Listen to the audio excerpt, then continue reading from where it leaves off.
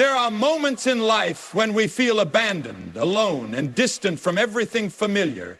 It is in these moments that we question why things are happening the way they are. Why do friendships fade? Why do opportunities seem to slip away? Why does silence replace the noise we once relied on? The truth is, before blessings come, God often isolates us, not to punish, but to. Isolation is not rejection, it is refinement. When God pulls us away from people, places, and distractions, He is setting the stage for transformation.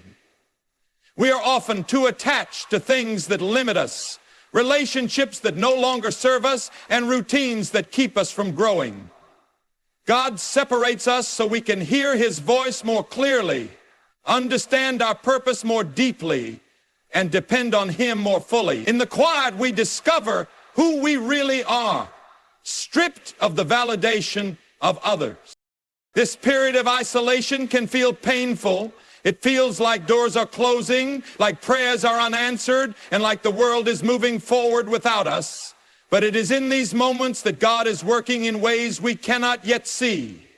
He is removing what is not meant for us, pruning the excess, and making room for what is greater. Sometimes what we want is far smaller than what He has planned. If we were surrounded by distractions, we would not be able to receive what He is preparing. Isolation forces us to confront ourselves. It is in solitude that we recognize our fears, our doubts, and our hidden weaknesses. Without the noise of the world, we are left with nothing but faith. This is where we grow. This is where endurance is built. Character is refined, and faith is strengthened. God does not rush the process, because true blessings require preparation.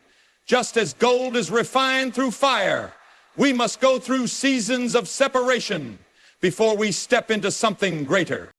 When the time is right, the blessings will come. And when they do, they will not be temporary or shallow. They will be rooted in everything you have learned in your isolation.